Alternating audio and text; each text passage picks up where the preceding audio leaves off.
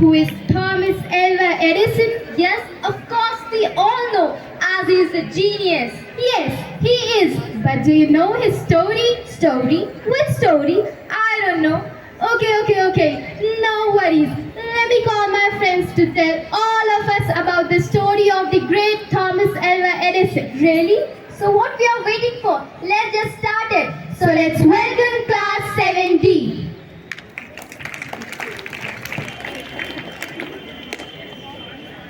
Sir Edison का जन्म 11 फरवरी 1847 को सैमुअल ऑगडन एडिसन जूनियर और नैन्सी एलियट एडिसन के घर हुआ था। एडिसन 4 साल की उम्र तक बोल भी नहीं पाते थे। जब वो थोड़ा थोड़ा बोलने लगे तो उनके पेरेंट्स ने उनका एडमिशन स्कूल में कराया। कुछ हफ्तों के बाद गुड मॉर्निंग स्टूडेंट्स, आज हम लास्ट क्लास का रिकैप करेंगे। चलो तुम खड़े हो, तुम बताओ 3 states of matter. Solid, liquid और गैस। ठीक है, बैठ जाओ। तुम खड़े हो, तुम बताओ कोई चीज़ जो लाइट की स्पीड में ट्रैवल कर सकती है। नहीं सर। ठीक है, बैठ जाओ। एडिसन तुम खड़े हो। जी सर। तुम बताओ ग्रेविटी की खोज किसने की थी? ग्रेविटी की खोज। एडिसन तुमसे इतना आसान सवाल नहीं आ रहा। Sorry teacher. से कुछ नहीं होता। जाओ ये नोट और अपनी माँ को दे दो। Okay teacher. ये नोट मेरे टीचर ने लिख कर दिया है और कहा है कि सिर्फ आप ही इसे पढ़ सकती हैं। इसमें क्या लिखा है? इसमें लिखा है कि आपका बेटा एक बहुत बड़ा जीनियस है और हमारे स्कूल में उसे पढ़ाने की क्षमता नहीं है, तो आप उसे घर पे ही पढ़ाएं। और फिर उनकी माँ, जो कि खुद एक टीचर थी, उन्होंने उनको घर पर ही पढ़ाया। एडिसन जब 14 साल के थे तब उनकी लाइफ में कुछ ऐसा हुआ था जिसने उनकी जिंदगी बदल दी थी। एडिसन शुरू से ही बहुत मेहनती थे। वो लोकल ट्रेन में कैंडी और दूसरे आइटम्स बेचा करते थे। एक दिन एडिसन ने देखा कि एक 3 साल का बच्चा पटरी पर खेल रहा है और सामने से एक ट्रेन आ रही है। उन्होंने बिना समय गवाए पटरी पर जंप किया और उस बच्चे को बचा लिया। वो बच्चा स्टेशन मास्टर का बेटा था। तुम्हारा बहुत बहुत शुक्रिया एडिसन, क्योंकि तुमने मेरे बच्चे की जान बचाई है। ये तो मेरा फर्ज था। आखिर मैं तुम्हें दूं क्या, क्योंकि तुमने इतना अच्छा काम जो किया है। जी, मुझे कुछ नहीं चाहिए। मेरे पास तुम्हें देने के लिए कुछ है तो नहीं, पर हाँ, मैं तुम्हें टेलीग्राफ की ट्रेनिंग जरूर दे सकता हूँ। और इसी ट्रेनिंग की वजह से उन्होंने फोनोग्राफ का इन्वेंशन किया था। उनकी माँ के देहांत के बाद एडिसन को वही लेटर मिला जो उनकी माँ ने उनके लिए पढ़ा था। उसको पढ़कर उनकी आंखों में आंसू आ गए, क्योंकि उस लेटर में लिखा था कि आपका बेटा दिमागी तौर से कमजोर है और हम उसको और नहीं पढ़ा सकते, इसीलिए उसको स्कूल से निकाला जाता है। फिर उन्होंने अपनी डायरी में लिखा, थॉमस ए एडिसन मानसिक रूप से एक बीमार व्यक्ति था, जिससे उसकी हीरो माँ ने सदी का जीनियस बना दिया। एडिसन ने एक ऑफिस बॉय को बुलाया और अपना लाइट बल्ब दिया कि वो उसको टेस्ट करे। स्मिथ, ये बल्ब लेके जाओ और इसे टेस्ट करो। अरे मुझसे ये बल्ब तो टूट गया, अब मैं क्या करूँगा? सर तो मुझे अब नौकरी से निकाल ही देंगे। नहीं, तुमसे ये बल्ब टूट गया? कोई बात नहीं, मैं इसे फिर से बना लूंगा। स्मिथ, ये लो, ये बल्ब लेके जाओ और इसे टेस्ट करके लाओ। कहीं मुझसे ये बल्ब वापस टूट गया तो? नहीं, मैं इसे कर सकता हूँ। चलो, जाता हूँ। अरे ये तो चलता है। लेकिन सर, क्या आपको डर नहीं लगा कि मैं इसे वापस से तोड़ दूंगा? क्या सर, आपको डर नहीं लगा?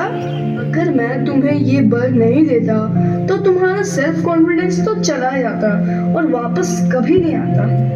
मुझे एक बल्ब बनाने में सिर्फ 1 दिन लगा, लेकिन तुम्हें अपना सेल्फ कॉन्फिडेंस वापस लाने के लिए कई साल लग जाते। लाइट बल्ब के डेमोन्स्ट्रेशन के टाइम पर एक रिपोर्टर ने एडिसन से पूछा, सर, आपने इस बल्ब का आविष्कार करने में 1000 गलतियां की है, आपको कोई निराशा नहीं? मैं 1000 बार बिल्कुल भी फेल नहीं हुआ।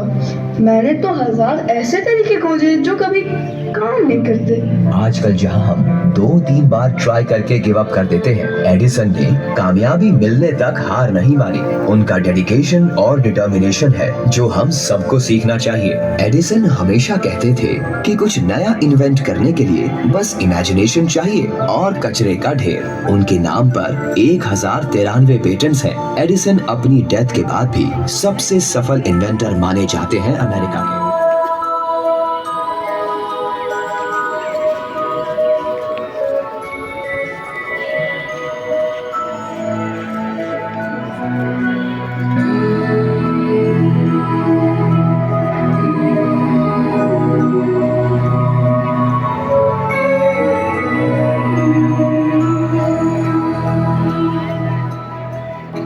देखो इन्हें ये होश की बूंदें, पत्तों की गोद में आसमां से कूदे, अंगड़ाई ले फिर करवट बदल कर, नाजुक से मोती हंस दे फिसल कर, खो न जाइए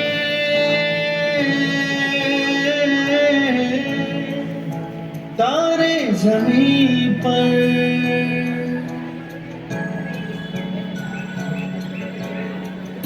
ये तो है सर्दी में धूप की किरणें, उतरे जो आंगन को सुनहरा सा करने, मन के अंधेरों को रोशन सा कर दे, ठिठुरती हथेली की रंगत बदल दे, खो न जाइए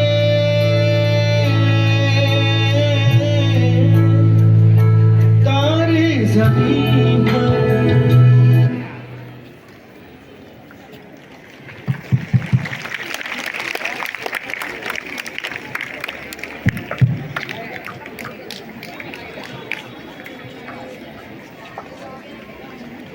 Zufa, now I hope you know the story. Yes, not only me. Now all of us know the story of Thomas Alva Edison. So, what do you learn from this story? From this story we learn that we should never give up in life and try again and again until we succeed. That's great. At last, we would like to tell you all that don't think that you are different from others because diamonds are the rarest. Thank you.